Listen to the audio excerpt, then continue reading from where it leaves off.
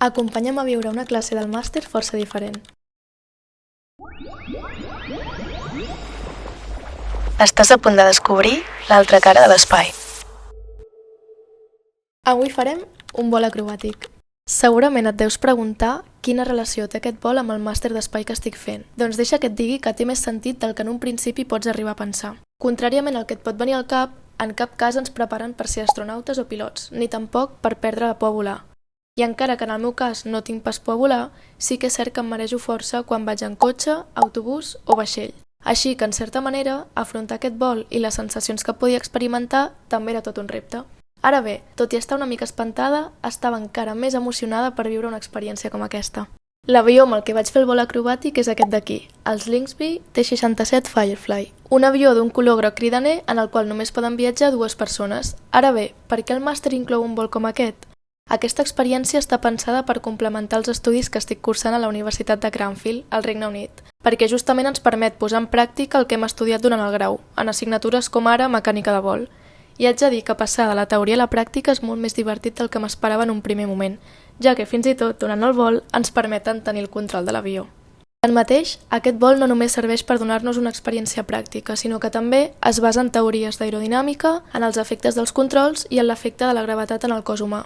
Amb tot això, ara sí, comencem. La jornada va començar amb una sessió informativa al National Flying Laboratory Center de la Uni. Després d'una hora, sense gairebé donar-te ni oblidant-te dels nervis, et trobes pujant a l'avió com bonament pots, ja que només pots caminar per aquestes línies que hi ha sobre de l'ala. Una vegada dins, et poses el cinturó, els cascos i l'instructor de vol et dona unes últimes indicacions i t'avisa que sota del teu seient hi ha bosses de paper, per si de cas. El vol comença molt tranquil, amb l'instructor transmetent-te amb molta calma i explicant-te cap on mirar per veure el campus i identificar els pobles del voltant. Sincerament, la sensació m'estava agradant tant que no parava de mirar d'un cantó a l'altre. Havent-nos situat en una zona lliure d'avions i tenint bona visibilitat per adonar-nos si algun avió s'aproximava, vam començar estudiant els 3 eixos de l'avió per separat i com l'avió es mou sobre ells. L'eix longitudinal va de la cua de l'avió fins al morro i el moviment que realitza al seu voltant és el balanceig. L'eix transversal, en canvi, s'estén de punta a punta de les ales de l'avió i el moviment que es realitza és el capcineig. Per últim, l'eix vertical és el que, passant pel centre de gravetat de l'avió, és perpendicular als eixos transversal i longitudinal i el moviment que té associat és la guinyada. Primer vam estudiar cada eix i moviment per separat, però a la pràctica, quan l'avió es mou, ho fan més d'un sol eix, així que tot seguit vam començar a experimentar aquests moviments en conjunt. Amb tot això va venir una part ben curiosa del vol, l'exercici de desorientació espacial. L'instructor em va fer tancar els ulls, va moure força l'avió i una vegada es va aturar, jo, encara amb els ulls tancats, havia d'intentar posar-lo de nou completament horitzontal. Tot i que no me'n vaig sortir, va ser un exercici molt interessant per estudiar aquest fenomen.